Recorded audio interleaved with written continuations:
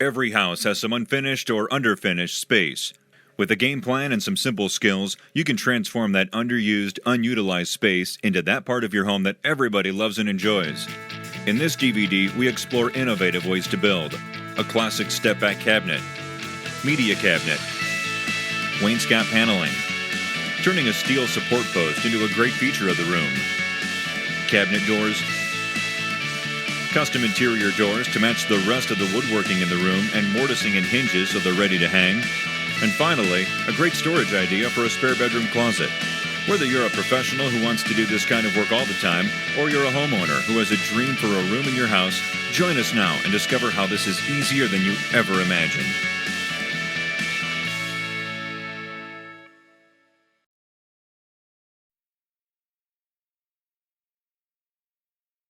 Just about every basement that I've ever worked in has got at least one of these. Now, unless you're really a minimalist or you're into ultra-modern decor, you're probably going to want to do something to dress this up. What I like to do is build a panel column around it.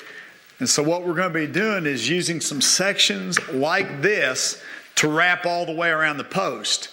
Now, the tough part about that is I've got to get all the way around the post, and yet I still want to have a really strong joint. I've got a technique that I use that lets me have the strength of pocket hole joinery to make all the connections even though I'm working my way around this post. It's a little bit of a trick, but I think once you see it, you'll say, yeah, that's pretty easy to do. So let's get started by moving these sections over to our work table and start screwing them together. So far, all I've done is created 4 face frames I screwed together, and I've stapled plywood to the back of 3 of them and run moldings around the inside. It's really no different than a section of panel wainscot or a lot of other things that I do. Now, there is a little bit of a difference, though, in what I did with the plywood on the back. What I'm going to do is create what I would call an offset corner detail when I put the columns together. Now, certainly I could put the columns together and have a big flush joint like this, and we glue and sand it. Again, that's kind of like when you put a face frame on a cabinet and then flush trim and sand it. But what I want to do is create a detail where we actually offset the frame pieces, and then we will put a piece of quarter round in there, and that's a very furniture looking detail. Now what that's going to do is it's going to give us a nice looking detail, but it also makes it easier to make that joint. So on these pieces, there's 2 pieces that I put a piece of plywood on that is absolutely flush with the edge of the frame. And on the back side of that, I've got a bunch of pocket hole joints. So we'll be screwing through that pocket hole into the back of another frame piece like this. So that's going to give me that really strong joint. Then one of my other pieces has the plywood moved back from the edge, and the reason it needs to have the plywood moved back from the edge is so that when these pieces, these frames that have plywood on them come against it, the 2 pieces of plywood don't hit. See the difference? If this piece was out flush, I could never get it go together, but by moving it back, I can get that same detail where I have the offset, and now I'm going to put a piece of quarter round in there, and it'll be a great looking detail. You could also put a piece of cove mold in there. If you really wanted to spend some money, you could buy some of that fancy rope mold and put a quarter rope mold in there. Lots of different options. But the big thing is, by offsetting this corner, I can create a very furniture looking detail that allows me to put my columns together with a little less work, and I still end up with something that really looks nice. So the first step is going to be, I'm going to screw 2 of these pieces that have the plywood flush to the back to a face frame that doesn't have any plywood on the back of it. And that's really the secret to be able to screw the whole thing all the way around. I'm going to be reaching through this open panel to reach and drive the screws on the opposite side. That's what allows me to screw the whole thing together all the way around the post. And now I'm going to show you a couple little tricks to fill the plywood back in this panel once we're done, because we have to, at the end of the day, make this panel that doesn't have any plywood look just like the ones that already have the plywood put in. So let's get started. It's going to be important to me to have some sort of an index mark so that I can know where the back side of my piece of plywood is as I screw this frame together. So I'm just taking a marking tool, and I'm going to put a mark, whoops, that's 3/4 inches down the whole length of this frame. And as long as I can see that line, I'll know I'm screwing the pieces together properly. I'll just flip this over real quick and put the same mark on the other side. Okay, now that's the line that guides me. Now, the next thing that's going to be really important to me is I want to make sure I have the small panel lined up with the small panel when I screw them together. What I'm doing is going to slide this just enough to barely cover the line, and I'll put just a little pressure behind it with my hand.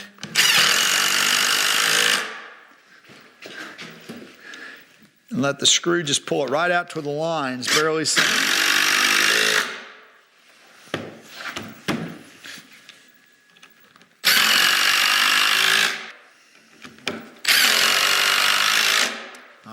That's one side. So I'm going to go ahead and flip this around. Do the same exact process. I think I want to start at the bottom again. So I'll start over there.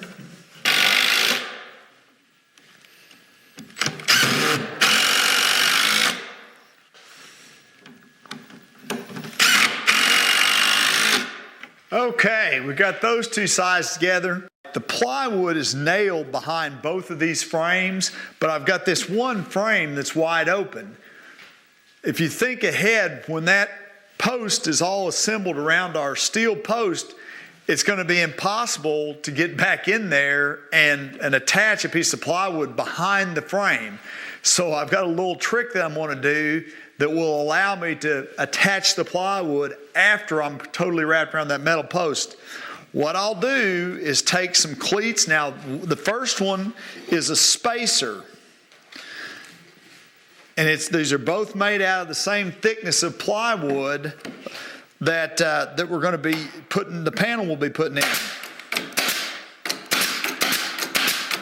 Now, it wouldn't really matter for the second piece, but what we're going to do, instead of having a piece of plywood that fits all the way behind here, we're going to cut a piece of plywood that is narrow enough to slip in from the outside. And what it's going to do as it slips in from the outside is it's going to hit this piece that I'm adding here as a cleat. And then as we add the panel mold that goes around the inside, I'll be able to use that panel mold. When you look at this piece of panel mold up here on top, I can nail this direction into the plywood and that direction in the frame. And the combination of those two things, these little cleat pieces I'm putting in at the top and bottom, and the panel mold to hold up the side, are going to give me the strength I need to have that panel in there. Even though it's not glued to the back of the frame, it'll be plenty strong enough to where no one will ever know the difference. So I'm going to go ahead and put the rest of the cleats in. I'm not going to let them stick up a whole bunch. I think probably about 3/4 inch will be enough.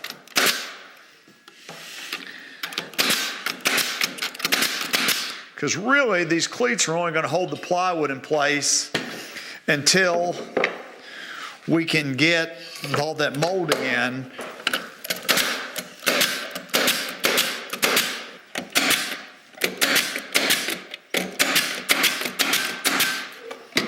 All right, that's got all that together. Now I can take this off the table and go over and put it around the post. Bring my other panel in from the back. That's the panel that has the plywood moved in from the edge. Screw it together, and we'll be well on our way to having that post wrapped.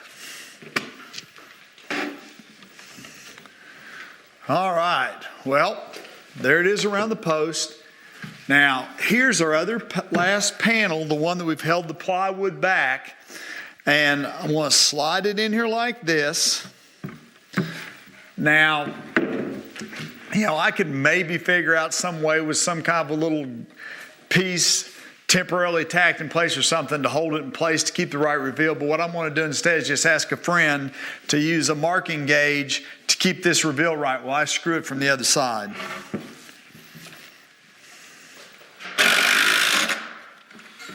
Okay, we're just going to work our way from the top to the bottom. Okay, I'm down about this high now. You ready? Yep. Okay, next one's about that high. Ready? Yep. Okay, you ready to go back to the top and start the other side?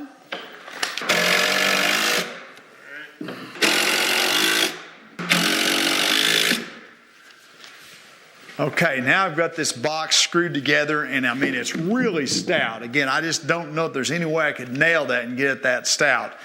Okay, so we're down to filling in the plywood panels, cutting the molding to go around there, and oh yeah, we've still got a good bit of trim work to do, but we're well on our way.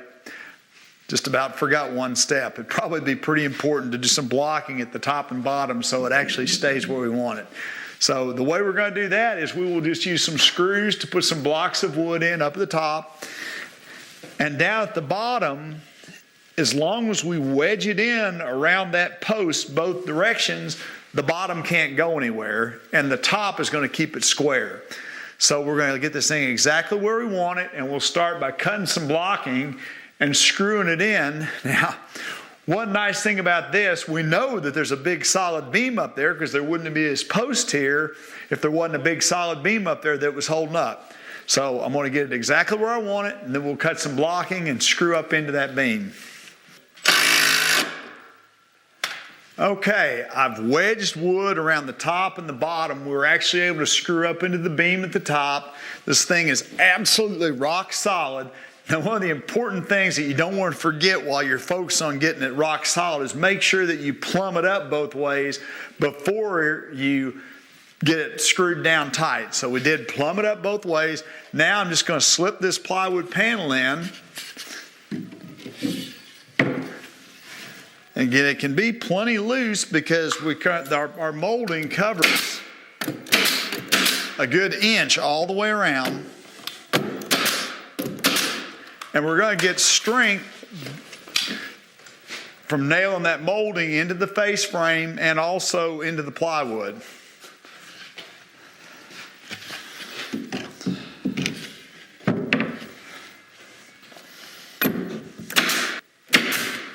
Okay, now we're ready to cut our panel mold and get it in place, and then we'll finish up by wrapping baseboard around the bottom, a small crown molding around the top, and we're going to use a molding around here to give it a little bit of a step out in the middle too. And then we're going to trim these corners out, kind of that offset furniture corner look with a piece of 5/8 quarter round.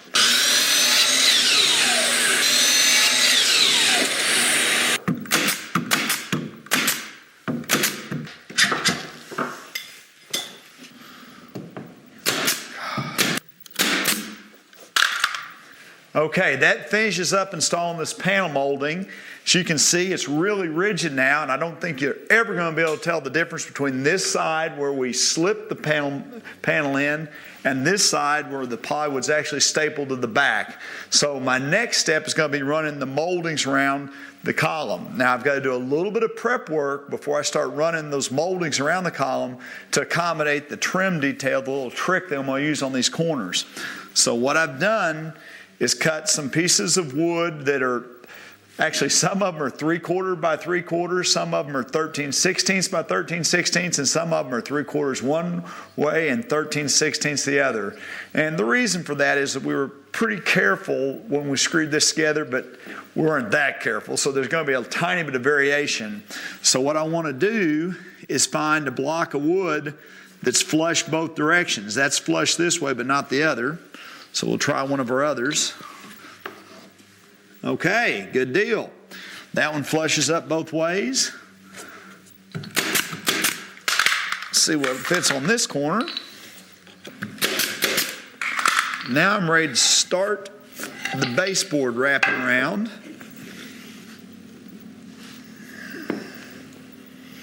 I'm going to need to trim that piece just a little bit. And see, we've got our baseboard's two pieces. It's this flat piece, and then it's a little cap mold that sits on top of it. So I've set these pieces up that combined width. I'm going to need to go trim this piece just a little bit. What I like to do is actually check these corners out before I start nailing things in place.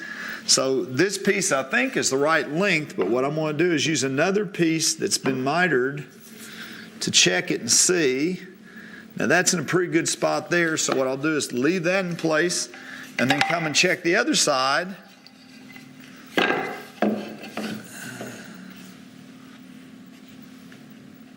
Okay, I'm going to need to cut this just a tiny bit shorter still to make that joint.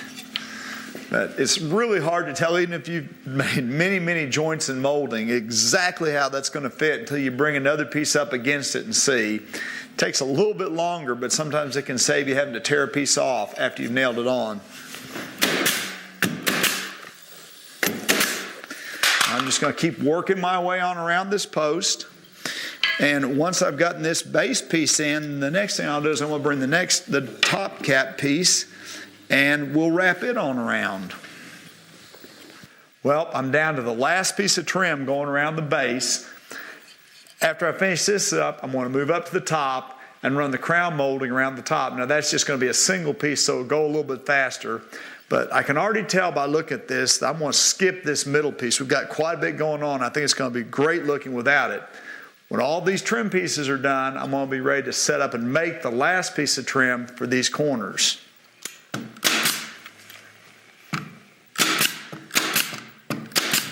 I'm ready to make my 4 corner trim pieces. I've set a 5/8 inch round over router bit up in this router table, and I'm going to run the 2 edges of this board. Then I'll take the board up to the table saw, rip those 2 pieces off, bring it back and make my last 2 pieces.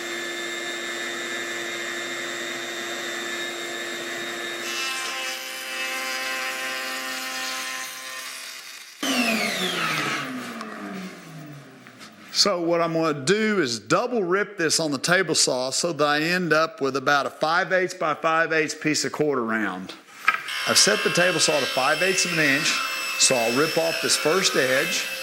Now I'm going to flip the board around and rip the other edge off. I have 2 pieces now that are 5/8 one way and 3/4 the other, so I'm just going to lay them down their side and turn them into a true 5/8 by 5/8 quarter round.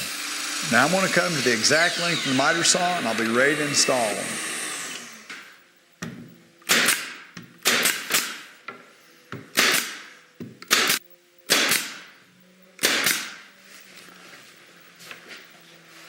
All right, that's the final piece of trim on this column.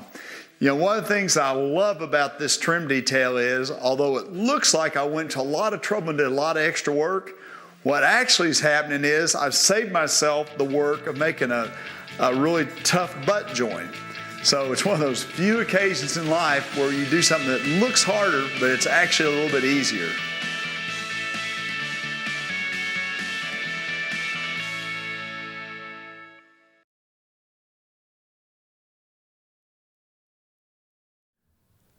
Thanks for watching. If you enjoyed this material, don't forget to like and subscribe.